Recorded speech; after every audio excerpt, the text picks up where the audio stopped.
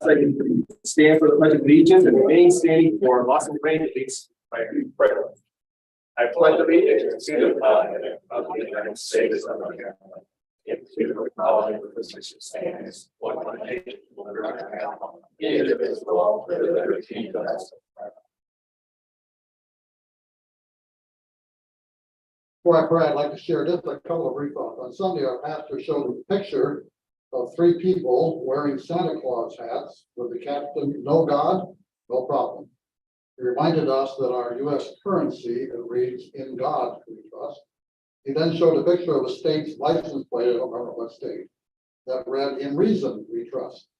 He concluded by saying, "No God, big problems." I applaud this council and those that work with the community, support our businesses, and provide so many and varied activities. I would also personally encourage you to be creative, find ways to work with the pastors and churches of the community to promote Christian values. Let us pray. Heavenly Father, Almighty God, we acknowledge your presence among us this evening. We trust you to lead these elected leaders as they perform their duty to make this community the best it can be. Give them the wisdom and courage they need to make the right decisions.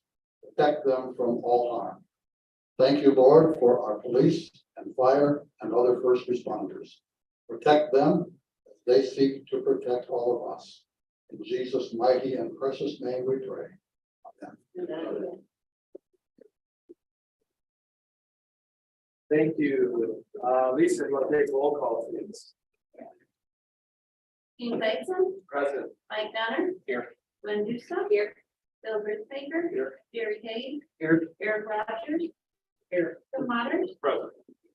If I get a motion to approve the minutes from May 8th, 2023. Motion to approve the minutes. Support. And supported Lisa one more time. Tim. Yes. Eric. Yes. Jerry. Yes. Mike. Yes. Gwen. Yes. Bill. Yes. James. Yes. Motion carries. On to presentations and communications. So with us tonight, we have some very special guests. The 2022-2023 Lady Royals. We have a proclamation to recognize the Lady Royals basketball team. So if you guys want to come on up. So on behalf of myself and council, come on up. Whereas the Blissfield High School Lady Royals basketball team completed its 2022-2023 season with a record of 28-2. The Lady Royals made it to the finals of the state playoffs for the first time in 50 years. The performance obviously inspired the whole community, and we're all grateful for your hard work and dedication. It was an amazing run. Just missed it by a hair. But we appreciate everything you do, the way you represent the community so well, the way you fought hard all through those playoffs and an amazing season. So tonight we have Coach Ryan Gilbert with us and Assistant Coach Ron Smith. And then players, I'm going to recognize you. Avery Collins, June Miller, Lee Wyman, Avery Loudon, Macy Balasek, who's not present, Sarah Bettis, Payne Tennant, who's also not present, Addison Martinez, Natalia Wilson, also not here, and Julia White. So congratulations to them.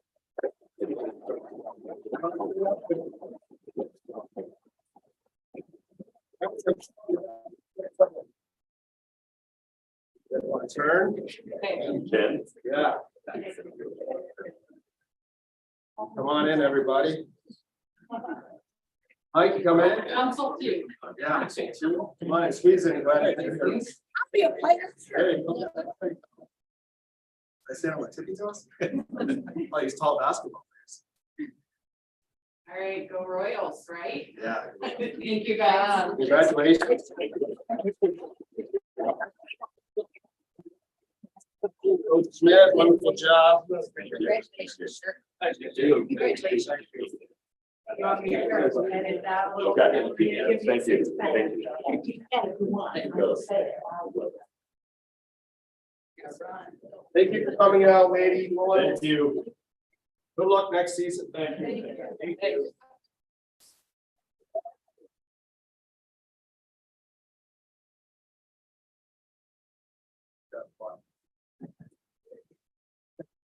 Presentation and communications number 2, recognition of excellence and cooperation, Blissfield drinking water treatment. I did put the letter in the agenda for you guys, and I won't read that whole thing, but the Michigan Eagle did send this letter just recognizing our water treatment employees. They hosted, I think it was about 25 individuals in the profession from all over at our treatment plant. They did a tour, they took them to Lena's. It was a really good day, so they just wanted to say thank you for their assistance, their engagement, and help with all of that. It's really cool that we were selected as one of the treatment facilities to host these individuals. So huge shout out to our water treatment staff.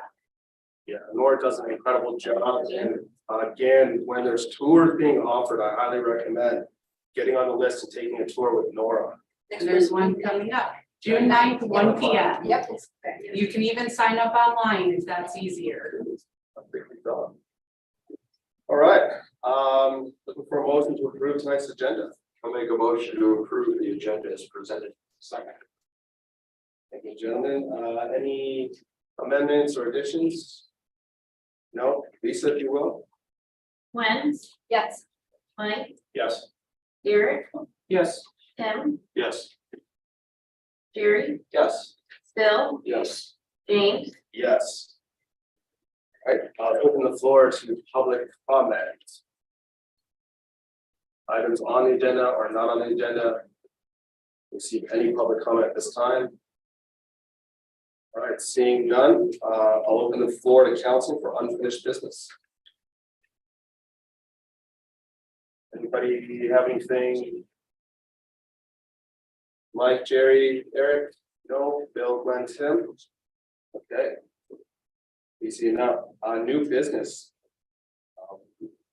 Agenda item number 1, action item number 1, the bidding of the sidewalk.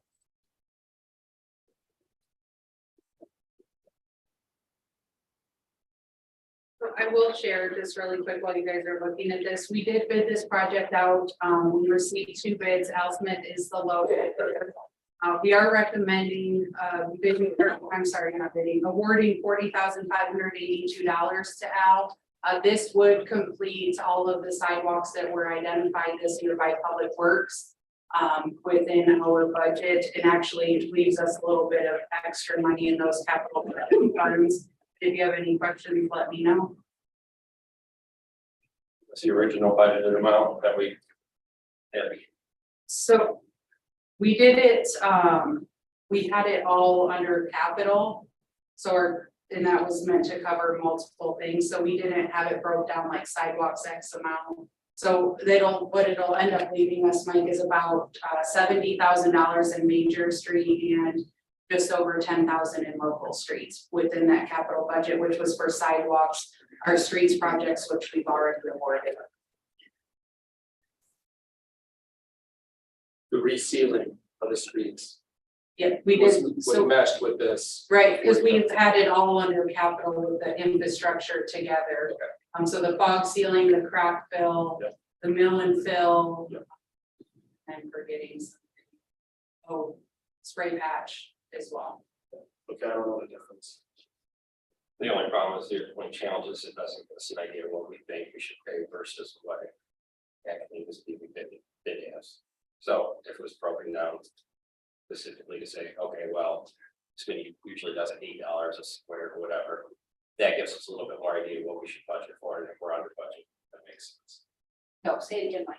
I would just rather say, have it broken down to say, okay, well, and historically, it's cost us this much to replace a square sidewalk. We want to do this many, so here is what we're budgeting to see.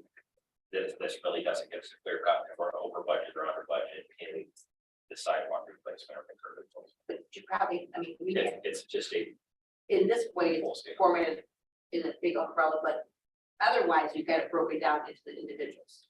Yeah, we have it, yes, we have it broke down by individual. I have a list of all the sidewalks, but I understand what Mike's saying, and we can separate it out in next year's budget. So we can say sidewalks, X amount of money, crack fill, X amount, That's which I think is what Mike's Yeah. saying.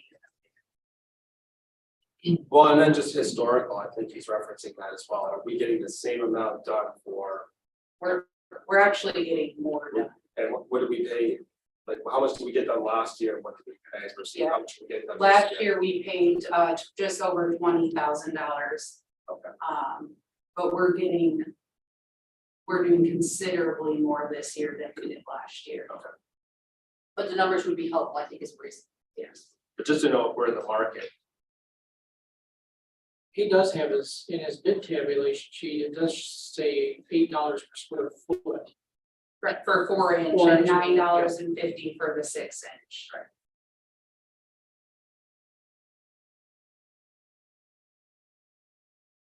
I'll make a motion to award the 2023 sidewalk replacement bid to Al Smith Concrete not to exceed $40,582.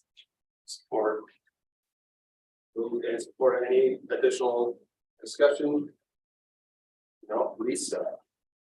Garrett, Yes. Jerry, Yes. Bill, Yes. Mike, Yes, Tim, Yes. Gwen, Yes, James, Yes. That motion carries. Actionable item number 2, resolution to recommend approval for the social district permit.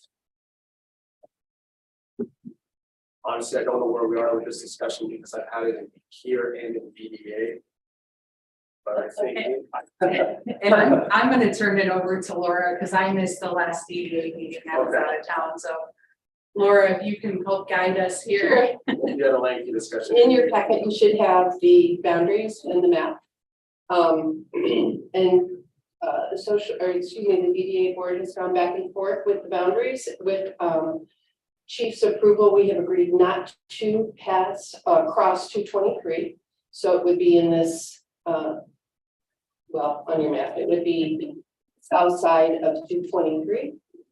Coming down the, I'm not good at directions here, the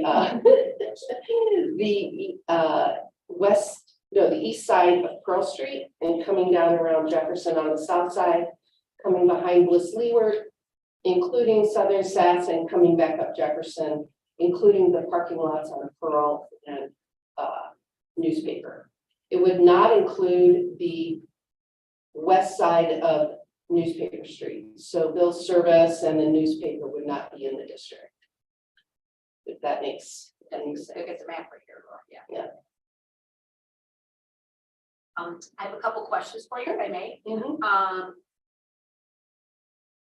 They're all over the place, so it's not necessarily in order here. You allude to something here in the plan about the businesses, right, exactly. Businesses that do not sell alcoholic beverages and are located within the district are considered a part of the common area and allow for social district beverages to be brought to their places of business. So how does that work, Laura? Could you elaborate? Sure. So say you were a business in the downtown, you would have an option to opt out of that if you did not want social district in your business. We would just put a sign that you would not be part of the social district. But otherwise, you could take it into Three Bridges Boutique if you wanted to. So I could take my beverage, Your beverage. my beverage inside that business, the business says Yes. yay, if they say nay, I simply cannot take it inside that. It's totally a case by case. If they want to opt out, they certainly can. Okay, that was what I understood. And I think there might be 2 businesses that want to opt out. That was my next question. Mhm. And I know that you've done your homework on this. Assumption is that, what is your percentage of businesses on board with this?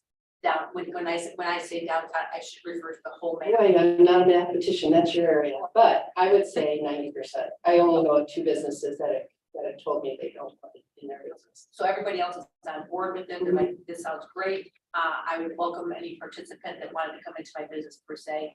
Correct, and of course, we will do our due diligence before we give them a sign. We will make sure that they want to, that they want to be a part of it. We would never force anybody to do that. Do you have a name for the program as of yet? We're calling it the Boss. I didn't see that stated in there. Is that something that has to be? It's called Blissfield Outdoor Sip and Stroll. Let's build outdoors. Mhm. Yeah, and that's, a lot of the districts have a different funding that goes with the district. And so the design committee approved our logo. So it's like, okay, I was curious how that process was. So that's kind of where we're at with that. Gotcha. Can you tell me about the glasses? 'Cause I'll be honest with you, I've never been in a. Never done it. Uh-huh. No. Neither have I, so. we're And I drink good on this, that. so I don't know why I didn't think.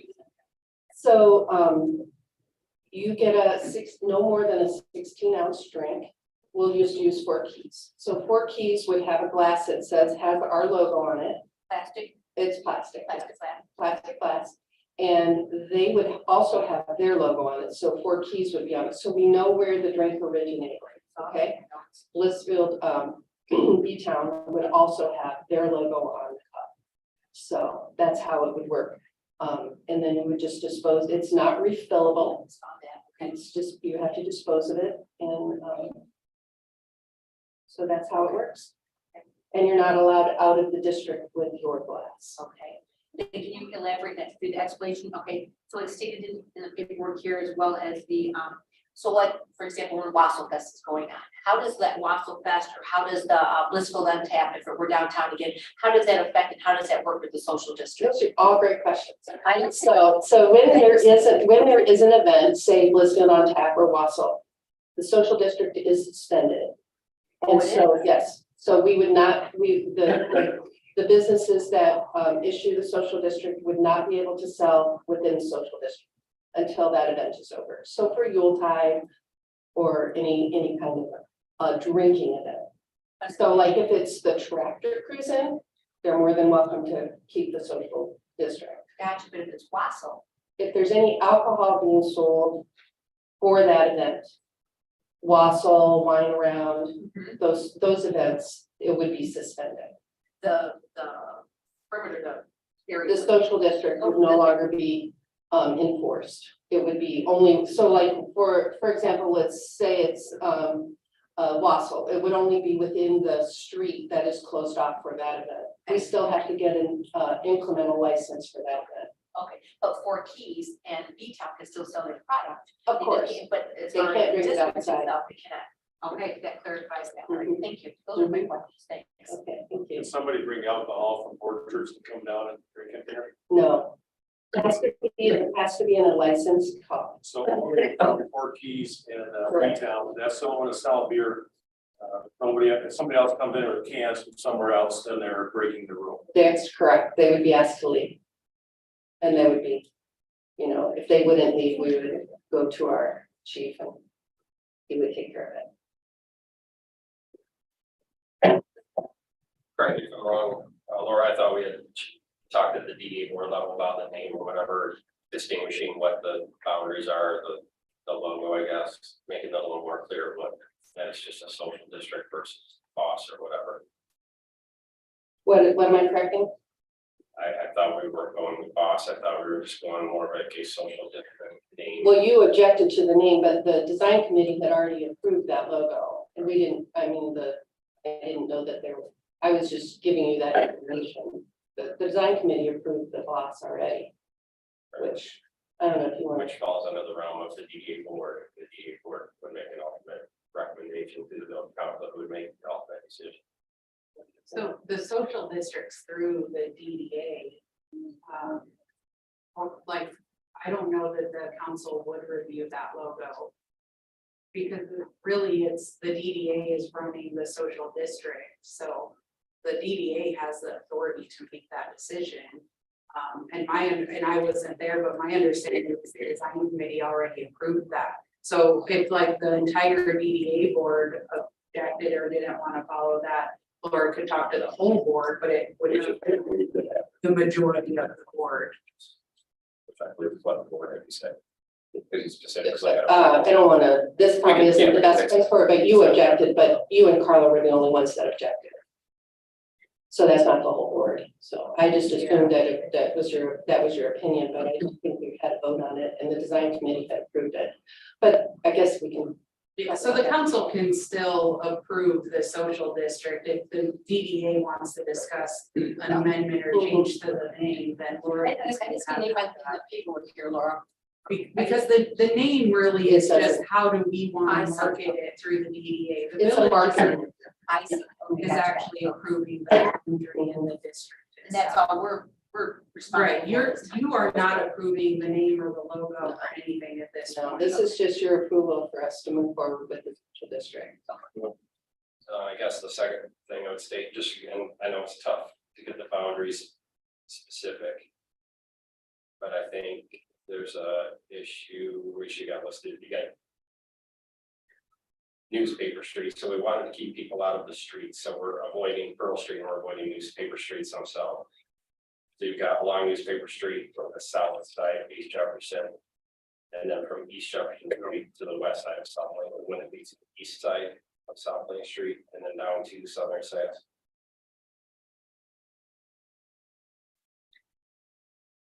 I'm trying to find where you are, I'm sorry, Mike. You are correct. I just looked at the map and assumed it was the east side of Lane Street, but if you've got the west side of Lane Street, that's not actually correct. It's on the first. Where page. are you talking about? Under Page- district. boundaries. Yeah, Mr. Collins, sorry. It's on the first page of the policy. Yeah, I see it, I just don't try to find, I don't know, say it again. It should be not the west side of Jefferson, is Should it be Lane? Should be east side of South Lane Street. From East Jefferson Street to east side of South Lane Street. Okay, I can change that.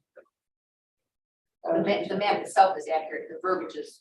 Correct. So that is that I can change that right there. That goes from. But I just, again, for policy wise, for enforcement wise, I want those districts crystal clear, and everybody's aware. Where it is. Mhm. So my question is, why are the parking lots included? Tim said something about, can people bring beer down from Orchards and drink it out here? He said no. But if they have it in their car and they walk out to the parking lot, what's to stop them filling them? They'll come up from Orchard beer and walk back out here. I don't like that boundary. I also don't like that it extends beyond Jefferson Street to include Southern Sass and the Senior Center. I don't understand why they need to be included. I'd like to see it just.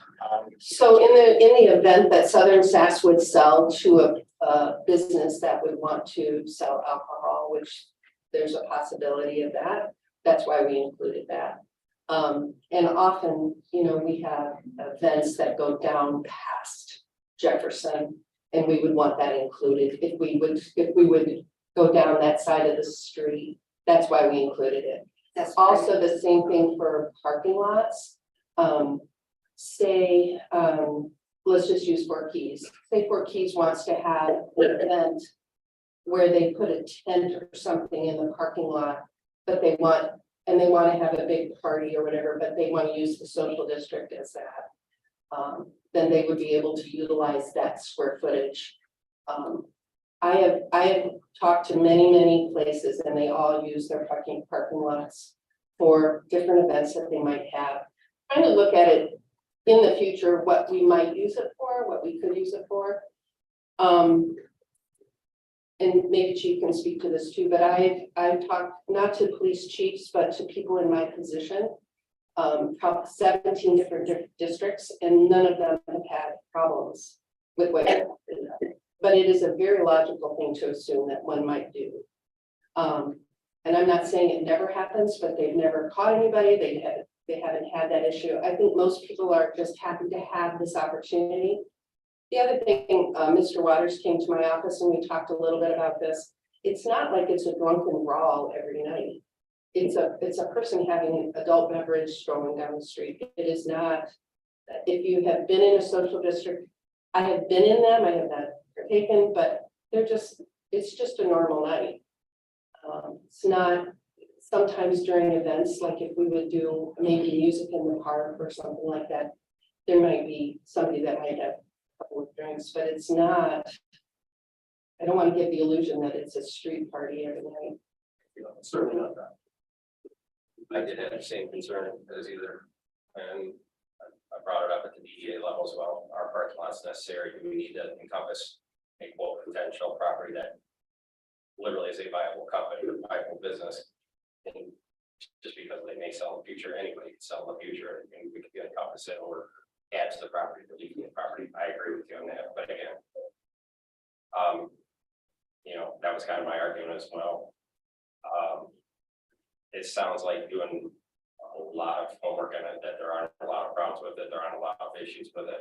Take it into account consideration from chief and his concern with 223 wholeheartedly. I wish, we could expand it, but again, it's just not safe right now until we have a better solution that way. I would expect if there's any problems, they get out of hand, they could be revoked. Yeah. Absolutely, and we would.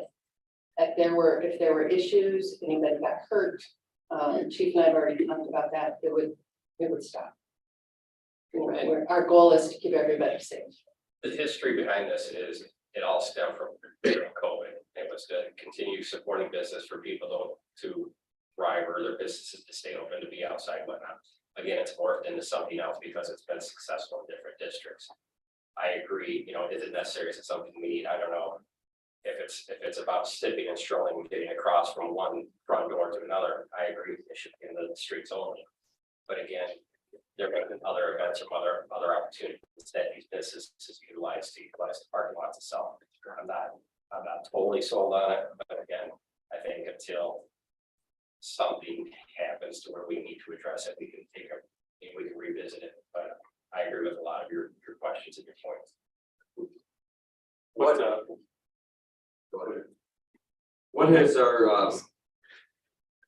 is our insurance companies that about liabilities or any additional exposure as far as that goes? No, What about for the business owners involved?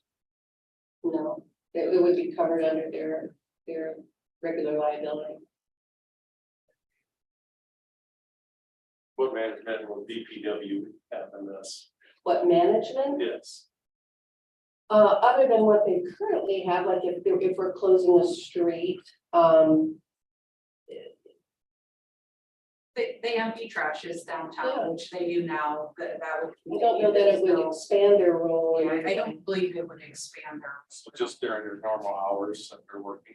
Correct, Mhm. yeah, 3:30. right, Mhm. I mean, they pull crashes now, they currently will put out the barricades and typically Laura's got really good volunteers, they'll go actually pull the barricades out. And then DPW picks them up after the event, but they do all of those things now, to my knowledge, there's nothing new that would be added or I increased their work. talked with Brent and he didn't seem to think that there would be any expanded role or any other issues. That's a good question. In the village, I guess for the record, the village office would opt out. We would have a sign post that they would not be able to Yes, bring their thank you. beverage. No, you guys know. In case anyone is curious. Or is there signage that comes up for this? So Mhm. that And we would people clearly know mark the boundaries. I don't know if you've been in Sylvania, but they're just small little signs. And they would be on the poles or somewhere where everybody could see that they're exiting the social district. So it'd be very clear where the boundaries are. And then I plan on putting a pretty big, like what I have on the fence there, explaining the rules of the social district and where they can go with them. So it will be pretty clear. And I think once people catch on, I think it'll go really well. And we'll rely on our businesses too. So Four Keys and B-Town, they're going to be well versed in what those rules are too, so that they can help make sure that people are educated and know as well and share that, because they want this to be successful just as Right. much as we do. It's really a partnership with them. I think there's some peer pressure to make this go well, and I don't think anybody's gonna try. I think everybody's gonna try really hard to maintain a good district. Is part of this also, you mentioned something about potential activity in the parking lot, you mentioned a tent. Is there something coming that they want to be able to do, maybe live music or something out there? too? I have no information. I mean, that's just a hypothetical. Okay. So there's nothing in the works or anything like that that I know of. I didn't know if there was any special requirement. I would imagine there would be a permit that they would have to get, but I was just using that as a hypothetical. Okay. There's no plan for that. But I do know,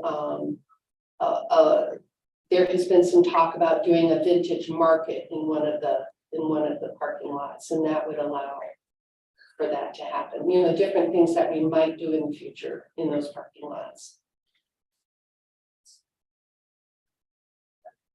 proactive. Trying to think ahead.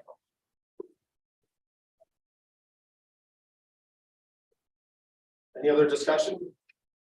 I would just say, if you haven't experienced Dora or an outdoor area, Sylvania, downtown Sylvania is very similar to our downtown in size and scope, and a little bit more of an eclectic mix of businesses, but with I can only think of two establishments. They have a very successful Dora program. It's well liked, it's well attended. I've been down there a number of times and I've never seen any problems at all. In fact, I see more families taking advantage of it with young kids where they don't want to be inside of an establishment.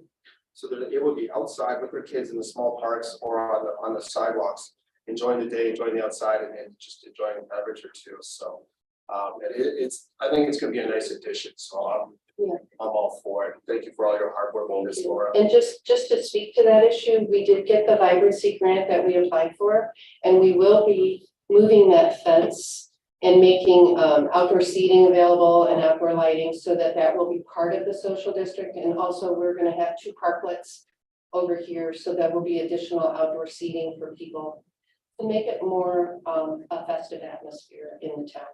Am I gonna have to redo my community self-assessment tool then? So I You might. learning it without that information. You might. With that said, if there's no other discussion, then would someone like to make a motion? Motion to approve the resolution recommending approval of the social district within the village of Blissfield. I'll support. Thank you, Bill. Thank you, Gwen. Thank you. Miss Lisa. Eric, Yes. Tim, No.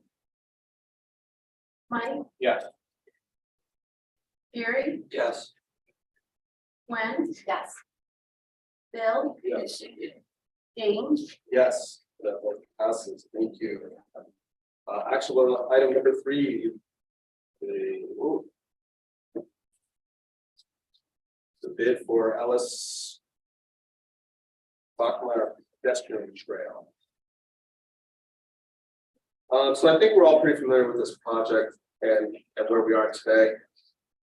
I've had some conversations with a number of Rotary members. They are still very excited for this project to happen, and so am I. I would love to make some progress on this. In fact, in reviewing our sidewalk budget coming in, it looks like we could probably make up the difference. So I know it does say reject the bid, but I think this warrants further discussion. That we might be able to get started on this project here. Yes, so we can't use the sidewalk budget. It would have to come from general fund. That's major and local because it's within the right of way. And it goes towards we're allowed to spend so much money on like non-roadway as long as it's within the street right of way. Okay. So I do, Al Smith was the lowest bid at $45,000. That is for 6 foot wide sidewalk, not the 10 foot that was bid. He did let us know that if we were to go 10 foot, the cost would be $63,000 from him. Is that concrete? Yes, that is in concrete, not. It's not asphalt. I'm part of Rotary, not my decision, but I did reach out to Scott Croft, who's the president, who did indicate that he felt that the Rotary would support. They have a commitment of $35,000. He did feel that they would support potentially up to the $45,000. He did share some concerns about it being only 6 foot bid rather than the 10 foot and it being more of a sidewalk than a trail. Jake is here. He's also on Rotary and probably you've been with this project right from the get-go, correct? Yeah. So I don't want to speak for, but he might be able to give you guys a good understanding of where Rotary's at too. As well. Yeah, if you have anything to share or add. I mean, Rotary is excited about it for sure. We'd already had some preliminary talks and like before the bids were even in on if there was some gap funding needed that we would potentially, I mean, I think the board was excited about that and it certainly has potential to provide it. But like Danielle was saying, so. Bid wise, I mean, I talked to, some people the other day, I spoke with James a bit just about the bids in general, and the concern that I have after a conversation with Danielle this past weekend is we really haven't been able to touch base with Al and just kind of see the specifics of his bid, because, And I did today, okay, talk to him. in terms of like the digging down and all that. Yeah, and he says he's good with that at 6 foot. So, so I'll kind of elaborate if you don't, can I jump in for a second? Yeah, for sure. So he and I talked Saturday, a little bit, and so when I had first reached out to get just a rough estimate, these prices came in very different. So a couple things factor into this. One, and I think everybody knows contractors are busy, people are doing work, and so their schedules are full, which impacts their prices because they're not hungry for work, they're not really needing it. The other thing is that in our bid specs, we requested 95% compaction for the trail so that it would hold up longer. Because it is in a floodplain, the contractors are concerned about needing that compaction requirement, which increases the cost. And if we were to lower that, potentially there's a savings there. My concern is that if we lower the compaction, that we're not getting the quality product, that in 2 years it's going to be crumbling, falling apart. And I don't think it's fair to use either Rotary or village money for that to happen. And then the third thing is we rerouted around the dog park and then connected to that existing sidewalk in front of the old pool house. And there's a significant grade change there that was not part of that straight through trail, which adds increased monies as well. I did reach out to, after talking to Jake, he actually had given me the idea, but I have a friend that's an engineer. So I did reach out to him and I was like, hey, am I wrong on the 95? Could we go lower? And he did not recommend, especially it being in a floodplain, that we lower that compaction. But he said the same thing I kind of was fearful of, that we run the risk that it starts deteriorating much faster and then we're having to replace it. So that's kind of what Jake and I talked about, just to get you up to speed a little bit. And again, Al did say it is at the 6 foot, the 45, the 63 would be the 10. I did think too of another possible option, but I don't know. So right now, this isn't probably ideal, but right now we have the arch bridge, and you can get to the ADA on the Ellis side because of the driveway there that connects to it. However, if you cross over to the Clara Bachmeyer side, it goes into grass. So we could also say this year we're going to do the Clara Bachmeyer side and get that connected to the parking lot and the arch bridge, which does achieve one of the big goals of having that be ADA accessible. And then in the future, continue on or do another portion of that. I don't know if that's something we would want to do or not. I would really kind of, after I talked to Al today, was thinking about that. But I don't know what I don't know, like you said, I can't speak for what Rotary would make a decision on. I would think that we would support it. I mean, I don't know why we wouldn't, because the whole idea was to gain accessibility with the park. I would think also, like I talked to you about, maybe 8 foot is the middle ground and the answer, because then I feel like at 8 foot, a couple strollers can go by and you've got plenty of room. And then also for maintenance for the village, Brent was concerned about plowing and things like that. If we need to plow with the truck, 8 foot seems much more feasible. 6 foot seems, I mean, you're gonna yeah, be riding on the edges, you're probably gonna end up breaking it up prematurely anyway then. we'd use the sidewalk one, where if it's Yeah. the 8 foot, we could use the plow. So this discussion better off table until we have a little bit more information. I think that's what I would, I mean, that would be my I appreciate you coming in tonight and the conversation we had over the weekend, but it sounds to me like we've got incomplete information to make a decision. I do like the idea of a phase 1 on the west side of the river. That certainly gives people the opportunity to access the bridge.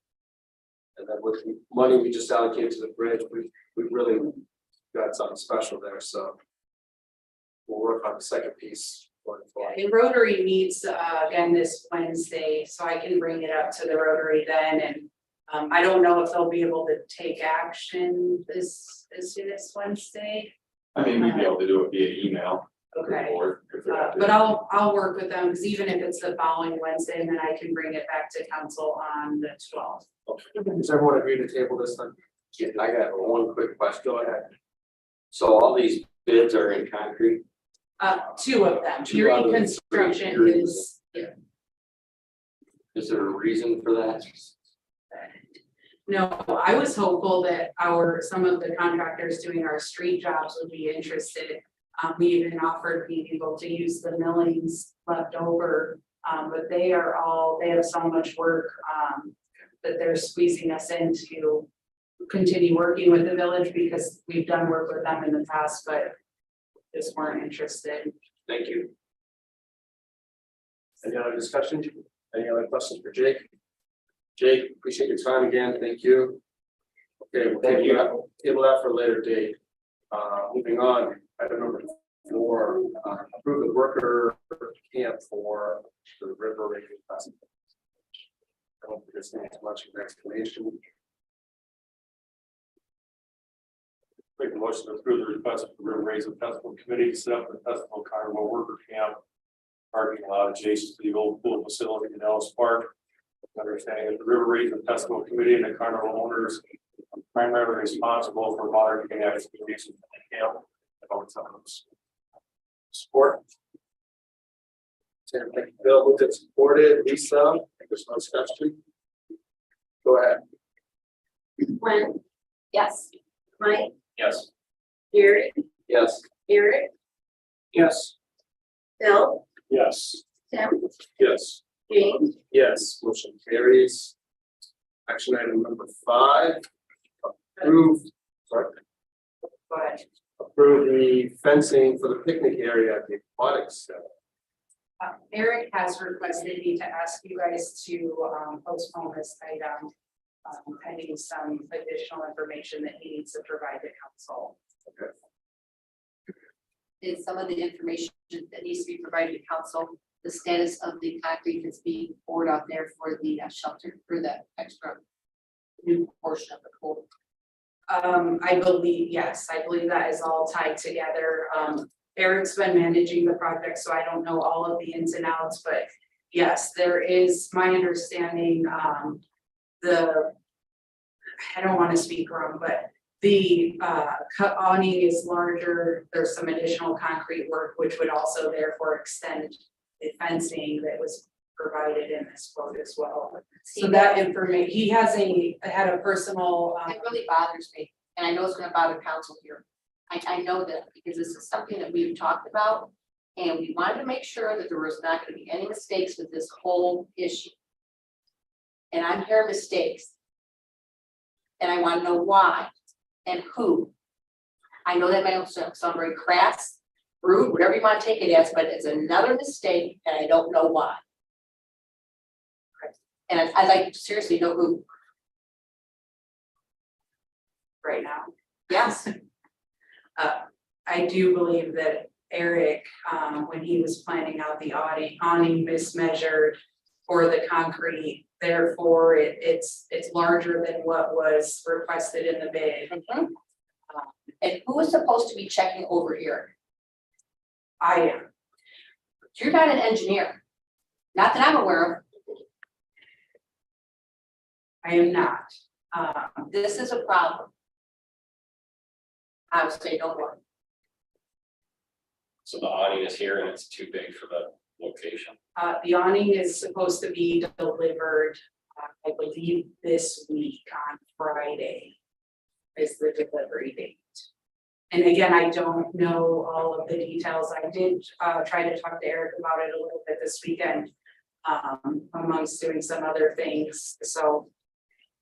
And I am gonna say something else, but I'm reneging on my word there. What's the status with the concrete out there as well? Is there an issue with the concrete? That's the whole thing, is the concrete and the awning? So there's not an issue with the awning, but the concrete that was bid, it would be too small to actually install the awning. So it was intended to go, and I'm not sure if you guys have recently been out there, but it was intended to line up with the front corner of the building and then the outside corner of the fence to create a picnic area. And I don't know how much further out, but it'll actually come outside of that building. Again, I don't know at this point how much that needs to be a conversation with Eric. I've not gotten additional costs yet, so that's why I haven't brought anything up because I don't have all of the information, but that's why tonight the fencing was a quote to provide it around the initial concrete area of the picnic. And it would actually need to be extended. I don't know that it'll adjust this portion very much. It'll be I say stop the project, I say stop the project. Until there's somebody that's out there that can oversee what's been done. Yeah, we can live with mistakes, it's how they're correct. I believe that. No, I honestly can't live with this mistake, to Well, be quite honest with you. Mistakes get made, but we've got to learn to correct them. They can't stop the project, correct it, and get the finished product we're after. So let's do that. Let's pump the brakes here. Does this affect any of the landscaping that was recently done? No. The landscaping was specifically not included in that picnic area. So that we could construct that. I do know that there's been conversation that they would like to landscape around the picnic area to tie it into the landscaping that's been completed, but that has been provided as a separate quote and was not in the original. The landscape does look good. Won't disagree with that. I will disagree. Well, I'm quiet. I guess my question is regarding to Eric and for the grass gate or whatever for the fence. Does it have a code so people can't just walk in and specifically bypass the main entrance to get into the? So that is the intent of the fence proposal. I asked Eric to include that. So currently on that side of the pool fencing, there's a fence there for emergency exit only. That gate would actually be moved to the outside because we're required to maintain that emergency, which has the push bar gate on it. So so that'll go to the outside of the fence, and then the picnic area would be fenced off. So you would have to go through the pool house to get into the picnic area, with the exception of an emergency where you could get out. How that gate is set up now on that fence. What's to prevent someone from reaching over the fence and pushing the crash gate, similar to what the problem we had down here with dog park with that?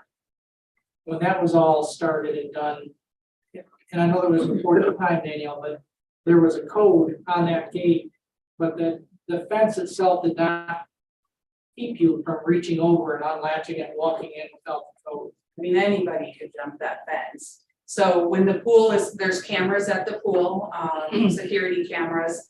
There's the gate out front that is shut, and then DPW did install some posts so that people couldn't drive around. Now you could still walk in, but regardless if that gate's there or not, that fence is easily, you could climb over it if somebody truly wanted to get into the pool. It's the one hot fence.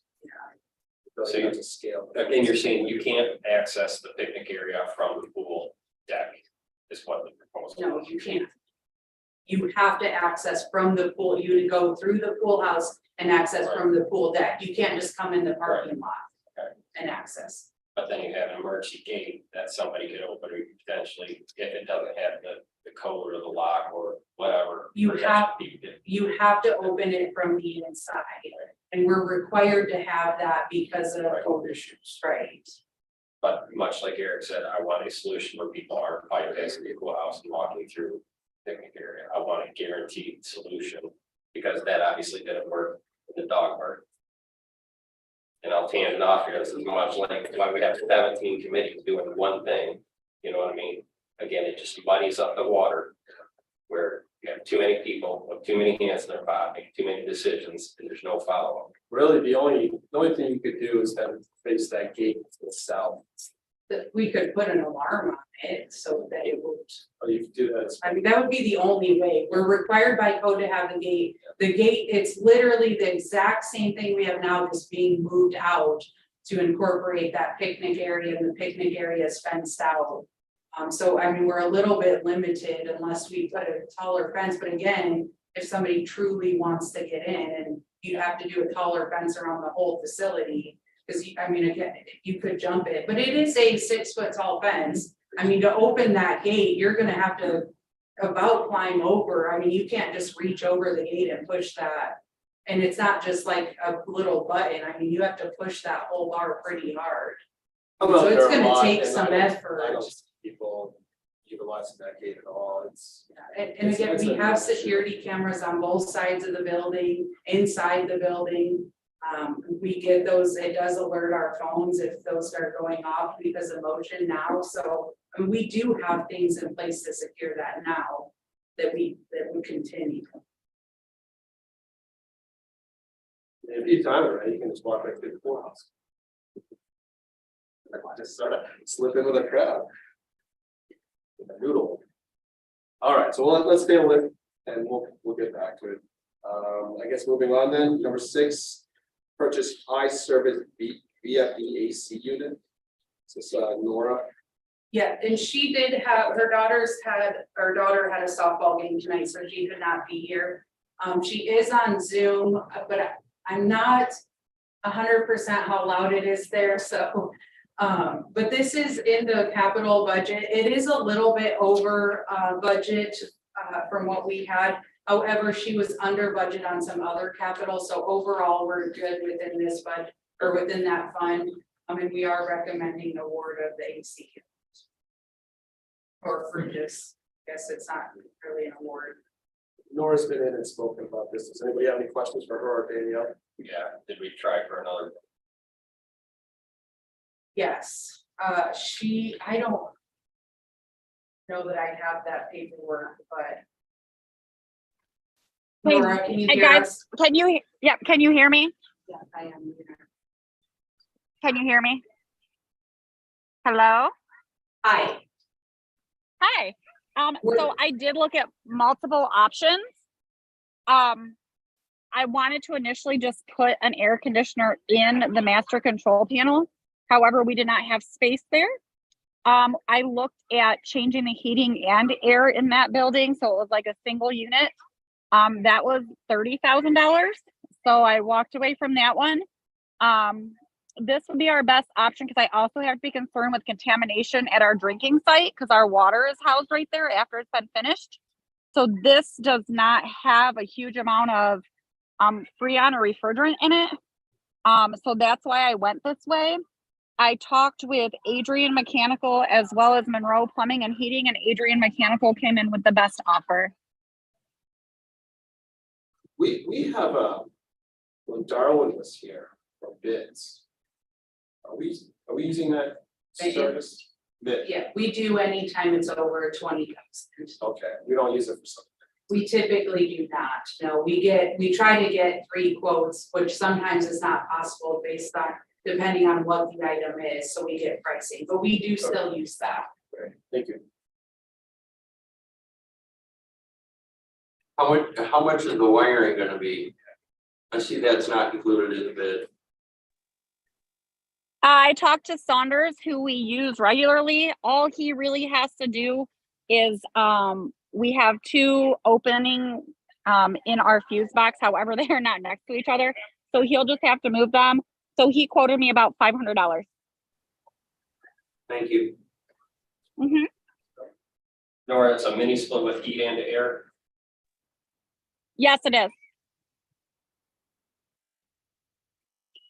Did we talk to Blissfield Heating and Plumbing? We did not.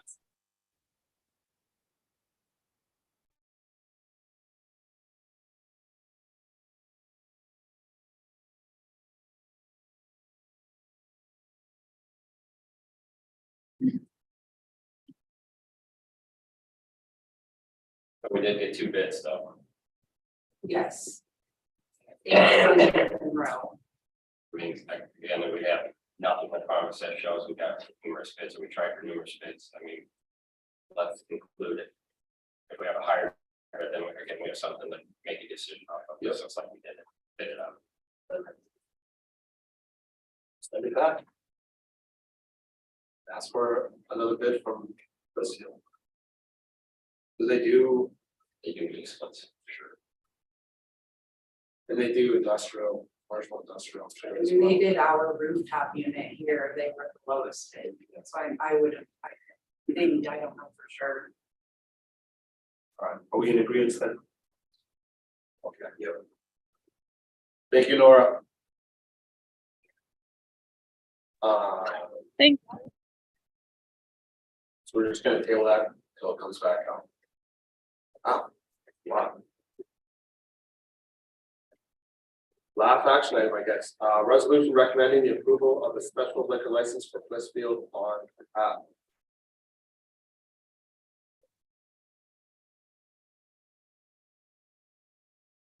So this item was discussed, I think the last meeting, I don't remember, a couple meetings ago. This is our third year, I think, because we had one missed year with COVID. But Parks and Rec it is a fundraising event for Parks and Rec. We had talked about, with council moving it down to Claire Bachmeyer Park and actually hosting it in a park to help kind of work it as a Parks and Rec fundraiser. So we are requesting approval of the ordinance or the resolution recommending approval of this to the Michigan Liquor Control Commission. We'd get everything submitted to them. We are going to, it will be, have a clear boundary with one entrance where IDs will be checked. Chief has been, I worked with Chief who talked to Cambridge Township. We hired them last year to have 2 officers. I think it was a part-time and a reserve officer that came down to help with additional security so that we didn't overburden our officers. We'll continue that again, but if you have questions, let me know. There is a map kind of showing the boundary there. We are proposing to use the Rotary shelter and then kind of the area around there because we'll have some craft beer vendors. There'll be some food trucks at the event. And again, music as well.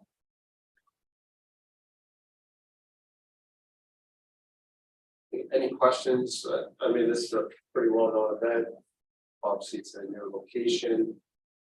It's well attended, even in the rain last year. People had a lot of fun. I move to approve the resolution recommending approval of the special liquor license application for Blissfield on Tap to be held at Claire Bachmeyer Park, Saturday, August 12th, 2023. I'll support. Thank you, Jerry. Thank you, Glenn. Lisa? Bill, Yes. Eric, Yes. Tim, No. Jerry, Yes. Mike, Yes. Glenn, Yes. James, Yes. Thank you, everyone. Moving on to reports. Any questions for any of the reports submitted? I do on zoning. There are 2 properties right on 223 that have very tall grass. I drove by last night. The one I believe is at 404. She took pictures of both of the properties, Jerry, last week and sent letters to them. Okay, well, there was a 2 or 3 year old kid in that yard and I swear he was up. And I'm like, what's in that grass? Ticks and everything else, so. Yeah, I think both of the houses where the grass is tall are both empty. I think they are too, but she did take photos last week, got those letters out, in addition to several others as well. I was most concerned about those because they're right through the corridor, lots of people pass through town. What if we do if people are participating in this new double A? We don't have an exception within our ordinance, so if they go over the 12 inches, they would get a notice to bring it into compliance. If they fail to do so, then we would have their yard mowed and we would bill them for it. We don't, there's nothing in the ordinance that gives us the authority for the month of May to not enforce that. Thank you. Anything else, Jay? Well, that was it. Okay, I heard none. That would be my, Laura, just want to make a couple of things here. I appreciate what you had stated in here with the April 2023 information regarding your Main Street conference and what you had attended. I don't recall that being done so very often in the past of what the director, administrator in your case, doing the you know, where you went, okay, and what classes you attended. So I appreciate seeing that. And it's you're you know, you could definitely tell that your focus is sense of place in our village, and hence the reason that you're doing projects that you know are on your radar there. The other thing I wanted to state was that congratulations on that vibrancy grant. That's a big deal for us, and it sounds like that mural. I know this is probably not the time or the place, but I'm assuming with the mural, it has to go through a step-by-step process kind of a thing. And it will definitely be an uplift to our village downtown as well, so. It will be on Barb's building in that little area that we're doing, and the design committee has ultimate approval. And what we decided at the last meeting, that it will be on wood, Okay, so that it won't be on the brick itself. And you can jump in, Mike or Barb, if you have anything that you want, but the design committee had decided that we would do that. And I've been working closely with Eric Dvorsky from Duarte here. He is doing the final, so he will have he's working on two mural ideas, and then the design committee will choose one they want.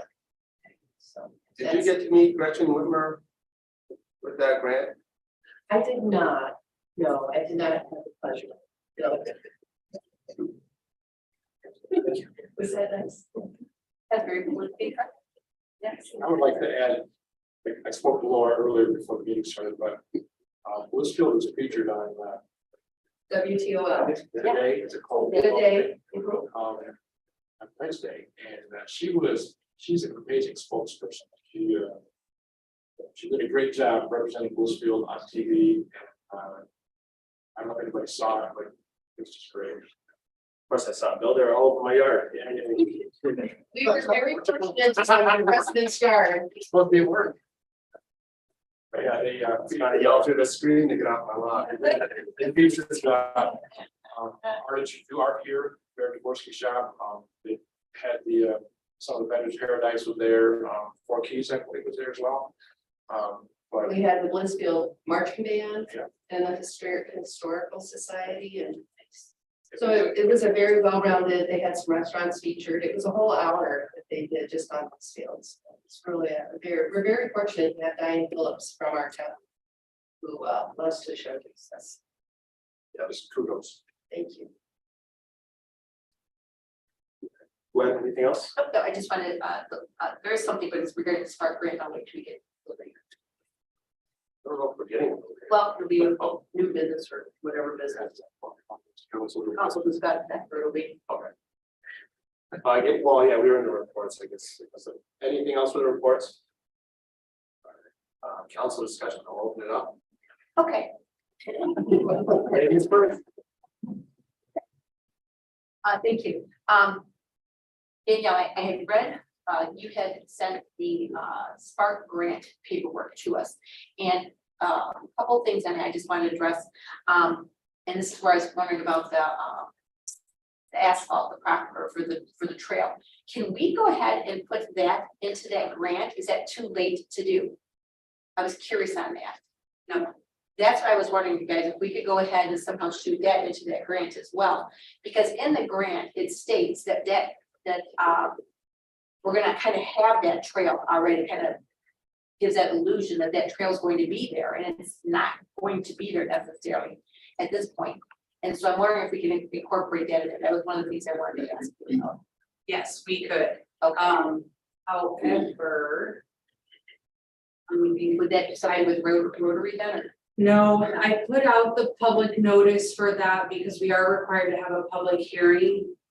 So I think I would just need to work with the advance to issue a correction to that public notice, because we are required to list the amount that we're applying for. Okay. So I have already listed the amount without that. Okay. trail included. Yeah. Is doable. I just, Okay. and I guess sharing out loud that I would have to make sure we do that step. That just might be where you guys, we could go ahead and incorporate it, since it all is out there on that, Yeah. in that whole direction, that might be something that we would see. So that was one idea. The other thought I had here was, a couple of things regarding the, roof repairs at the, water treatment plant.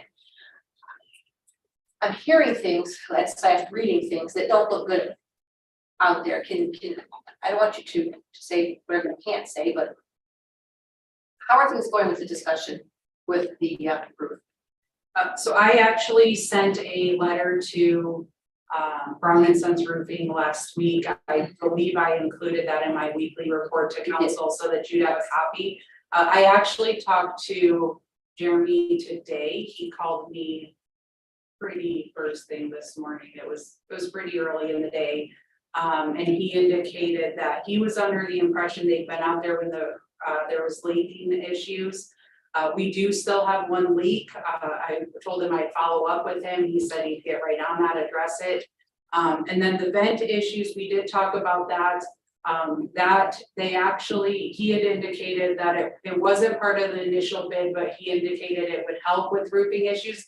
They did not charge us additional, and they do still plan on installing those. So I will be calling him tomorrow morning to address the one leak that we have remaining and to get a scheduled date for those vents. But with that letter being sent, that did prompt much faster response. So hopefully we can continue working with them.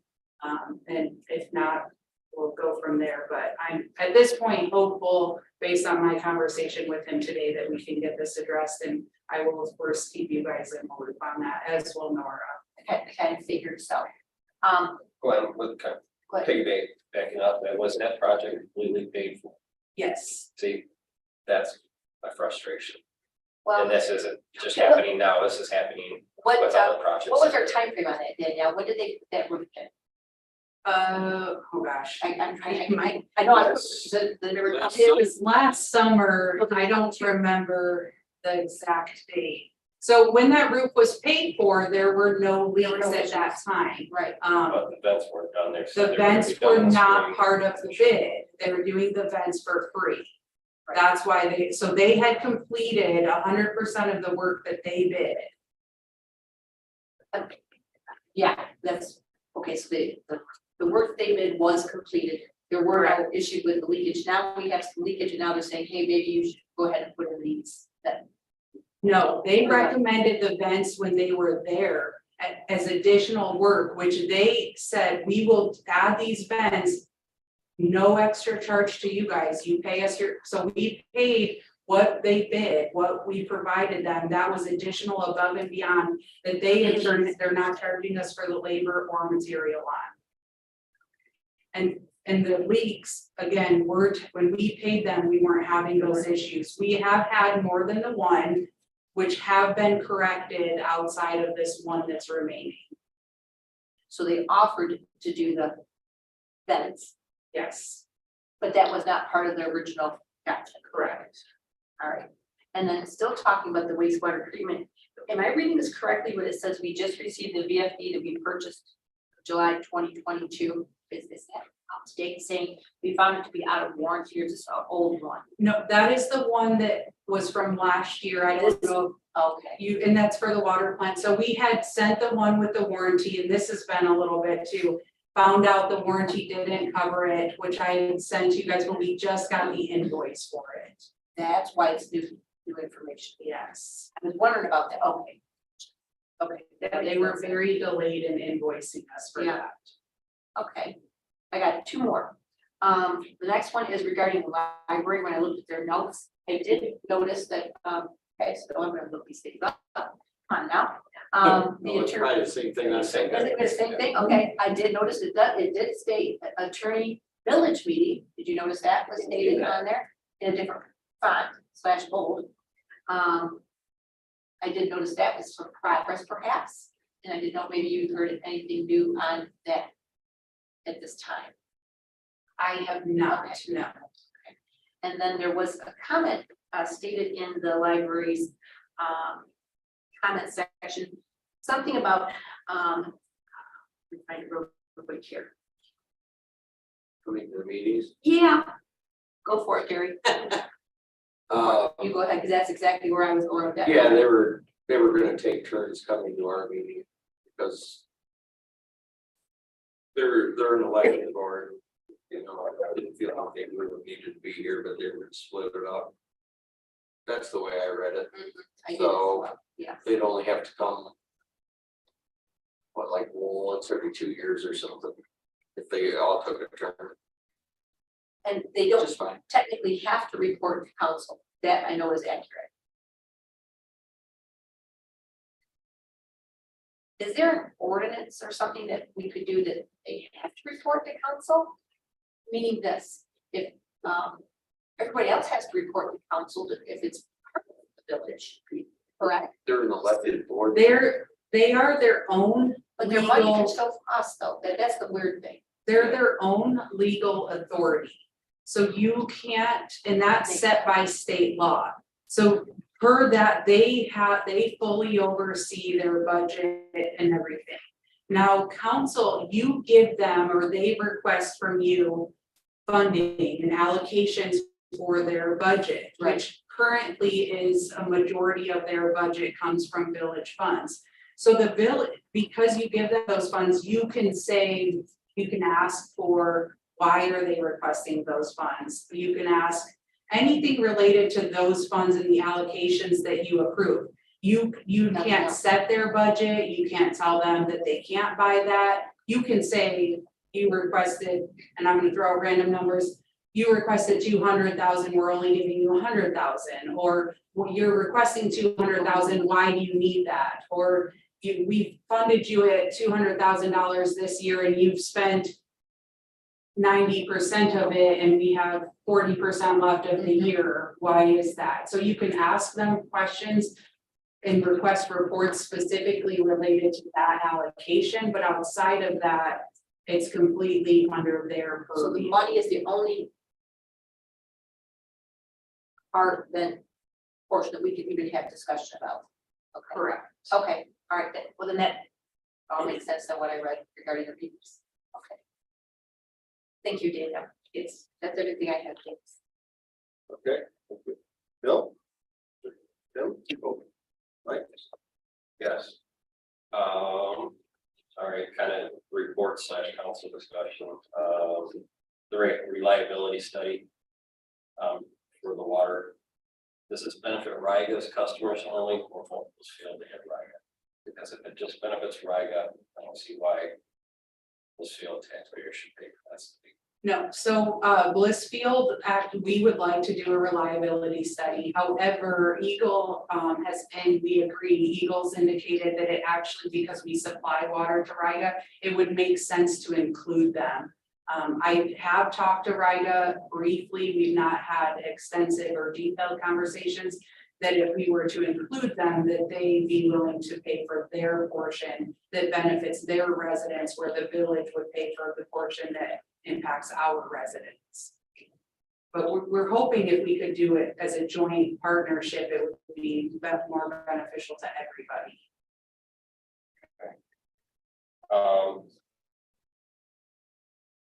Rumor has it we're having some issues with the pool roof, shingles flying off. Is that true? Do you know anything about it? Brent did say that it's been a little bit, had some come off. I know DPW had repaired that.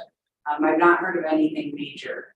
I can follow up, Mike, to make sure I'm giving you accurate information. Well, you do that, and yes, DPW should not be doing that. A contractor bobbing them for over 2 years about it. They said they would handle it.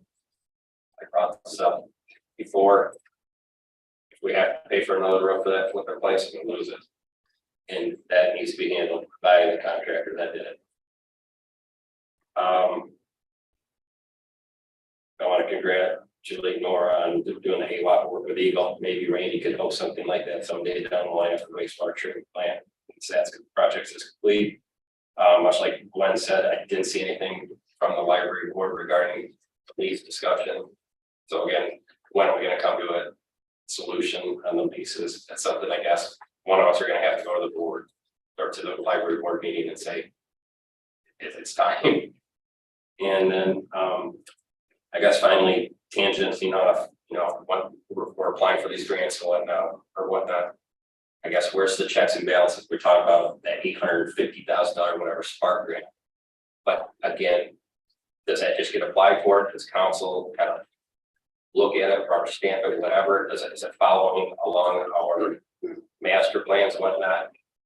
Much like the DDA applied for 2 parklets on the street, I am adamant that we should not have parklets on the street in 220 or on Main Street, take up these spaces when perceived or realistic.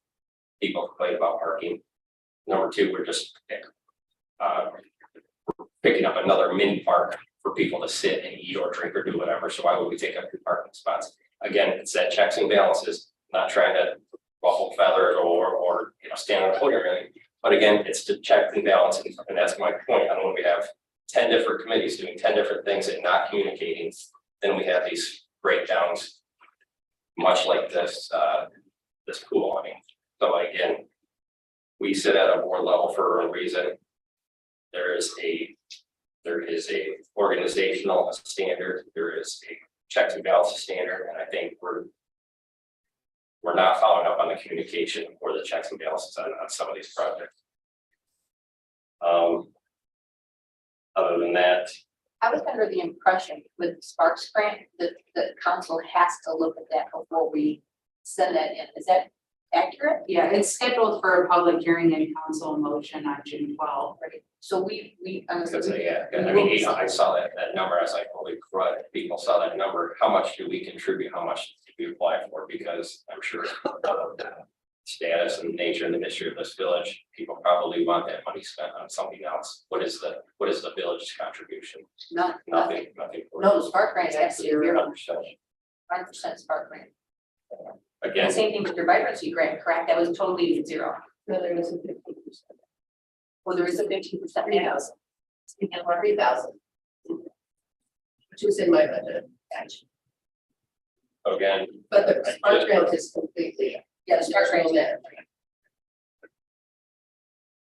prefer to see a checks and balances, this sort of hierarchical structure of here's how these committees work. They go to boards, they go to pass up the chain of command involving Danielle as well. But I'm just seeing some breakdown in Well, the communication. parklets, will that be coming to council? It should have, but it didn't. I'm a little, I'll be honest with you, I'm a little confused with that myself.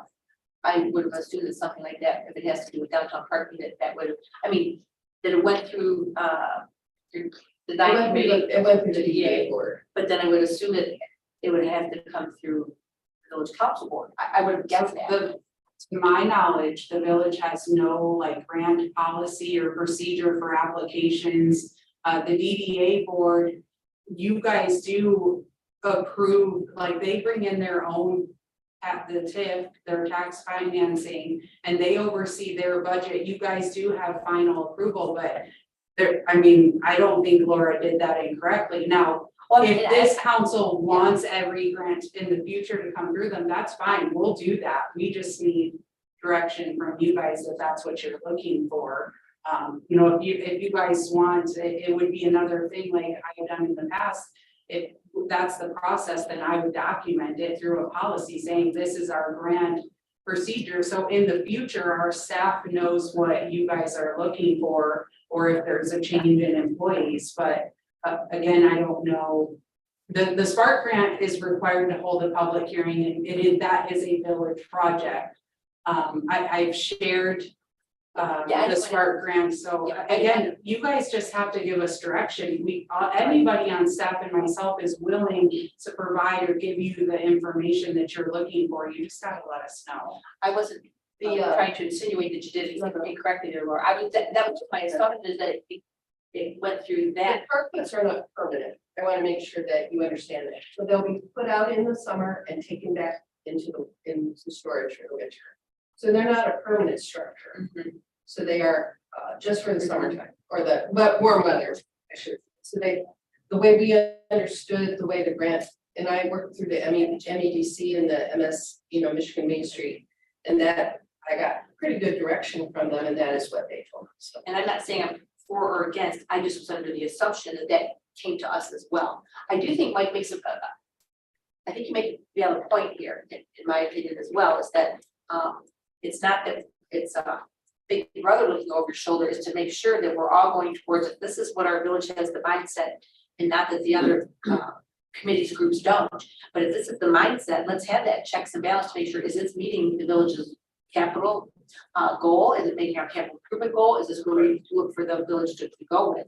And having that communication, I can look at that as like the that first annual thing we had across the street. You know what I'm saying? That whole discussion to say, hey, this is your vision. Okay, this is our vision. And oh yeah, they do match. Oh, okay, this is our vision. This is your vision. They are not matching. So what can we do with it? I do think what you're stating there might lends itself, and maybe that's something we really need to think about. Danielle, if it's another, oh, I didn't realize, or I didn't know.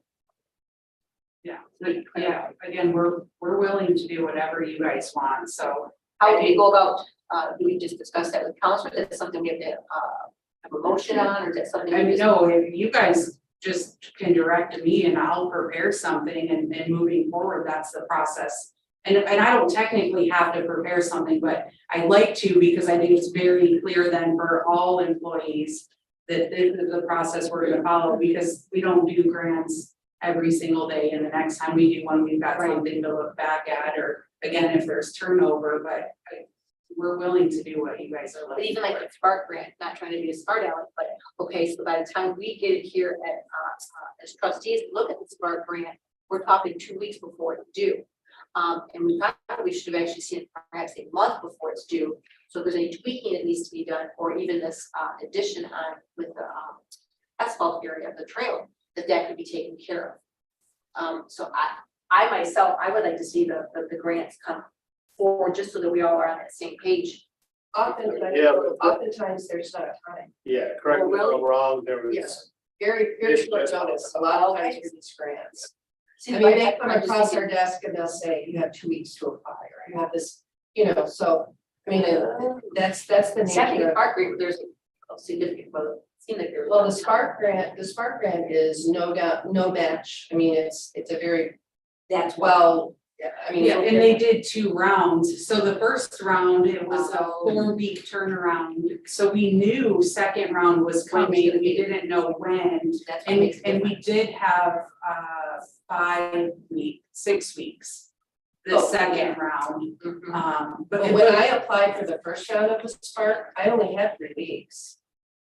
So for what you're asking I hear to what- no, go I to hear your what you're DDA saying. board, then to do, then back and revise it, and I would The miss time out on frame, a no, lot see, I don't know, of I things. don't know about how that time frame works. So, Yeah, okay. go ahead, I mean, I don't, we'll do No, it no, in no, fast, no, but- that. Again, that's something else, that's not a piece of puzzle that I don't know about. Did you guys know that they were that quick? No, no, I had no idea, so that's important to know. I only knew that based upon the Spark grants. I think we had discussed that compressed timeline. Mhm. and there are some that they do vary, they fluctuate, but Laura's not wrong. A lot of them are even, refer back to that CEDAM fellow. I don't know if you guys recall that. That was a 2-week turnaround. We literally got an email and we had to apply within 2 weeks. If we wanted to get that. So there are very fast turnarounds. Again, I want to do what you guys are looking for here. But I think that there's a couple potential solutions. One, our board's looking at our plans. Our Parks and Rec has a master plan. Council approves that. Same with Planning Commission, they have the village-wide master plan that they review and oversee, which is being rewritten. Council approves that. We did have that annual meeting, and maybe it would be beneficial to do like a strategic planning session where you guys in the boards can sit down and say, these are our goals and some objectives, and then kind of how they get there, they can work that out amongst themselves. But that's something that I would be more than happy to put on if you guys feel like that would help get everybody's goals very aligned. I mean, we could even do a 1-page document that says council goals are 1, 2, 3, 4, and the objectives of each of those goals are whatever those may be. And that can be kind of a guiding planning document for all of the boards. But I will say that I think so far, the boards have followed those plans. They've tried to be very mindful of what the village's goals and objectives are, what some of the capital improvement projects are. And there are things that sometimes don't align with those goals, and those typically, like, at least since I've been here, they're not even discussed, they're funded, and it's shared with the board, like, we don't have the money for that. Love the idea, it's great, but we've got to make sure that we're meeting these goals and taking care of things we have, and we're not overextending ourselves too. And I try to attend as many of those board meetings as possible so that I can kind of be that, hopefully, connection between the village council and the boards. Another possible solution that may help too, I don't know that you guys will love this, but you have council appointed representatives on these boards. You could add it similar to our staff reports, where once a month, the council representative gives a little update as to what action or what transpired at those board meetings. And a lot of times you're probably seeing that in some of the staff reports like Laura does, but it's just another layer because you as council members have a different perspective than Laura or than Stacy, who's on planning commission. So Jerry can say, oh, last month at planning we did blah, blah, blah. And I know on next month's agenda, we have this. And it may from time to time be like, oh, I don't have anything to report to you guys, but it gives that extra layer of making sure that things are connected. Because then, for example, when you, a few months ago, when we were kind of planning for this spark grant, could say, this is our project that we're proposing. And at that point, it would give council that opportunity to be like, wait, we don't feel that this aligns, or yeah, we love this, or did you think about this, or so forth. Right. So that would be, again, I don't know if it solves all the problems, but maybe another option or solution. And I meet with Danielle every day, and we talk about this kind of stuff every day, and often she says, no, that's a great idea, but no. I mean, so I think there is a checks and balance here, and then Mike and James are on the DDA board, and I know you're on Parks and Recs and you're on planning, so I do think there is that checks and balance already. But again, we won't be willing to do whatever you want. Right. No, you've explained a lot of things, and I think I would not have an issue, sharing some of the things for Parks and Rec, right? That would not be an issue. I'm sure Jerry would mind. That might be a good suggestion that way, Danielle. And we can try it. I mean, You can try it, see what happens. you can decide that it's not, but I mean, we can say, you know, the second meeting of the month, I'll just list Parks and Rec, Gwen, Planning Commission, Jerry, and if you guys like it, we'll continue. If not, then we'll try something different, or, and I can still do these other things as well. I can still do a grant policy or whatever we think would help streamline this and bring us together. But I don't think the strategic planning session would be horrible. You guys do goal setting. It wouldn't be a bad idea to include the other boards who probably have a lot of the same ideas as you, but might have a more unique or creative way of achieving that goal. So we do have some really valuable, good board members that I think are passionate about the village as well, and they want to succeed and want to help you guys meet your goals. Yeah, the issue is almost coming full circle. At one point, we were managing everything, and now I think they've got people in places where we can delegate more and oversee, right? So that's what we're talking about. We're sort of just shifting the burden and the focus, but we still want to be informed at the executive level. Is that what I'm hearing, Mike? So, yeah. And I think like it's taken a couple of years to develop and get people in places. So I think we're there. And I think that's pretty much the next step. And we're gonna have growing pains. Like I Yep. said, you just gotta let us know. I'm not ever going to, I don't think any of the staff's just gonna be like, no, we're not doing that. So, And overall, everything's been going well. That was just a good point. We were with Mike or yes, also discussion. So Jared, Eric. I'm good. Right. I'd just like to say thank you again to Laura. I did a survey today. It's amazing to see the progress, especially through DDA. What started with Heather, you know, carried on and elevated with Laura. So a lot of good things are happening. And thank you again to the board for all your help with everything. I will open the floor for public comment. One more time. May I? Yeah, I'll be fast, I promise. I did want to just let everybody know that, Asia started today. She is our CEDAM fellow. Wow. Very excited to have her on board. We were able to go around the village today and tour, meet most of the employees. She is going to be spending some time with Laura this week to go out and meet some of the business owners, and start interacting with them. And she will be attending the next village council meeting, to do kind of a formal introduction. But if you are out and about or near the office, please stop by and welcome her. I would say the same to the public. We're again, super excited. We'll have her for the next 15 months helping us with, some projects. Looking forward to working. Great news, great news. I'll take a motion to adjourn. Motion to adjourn, and that we conclude here. For moved and supported Lisa, didn't be any discussion on this.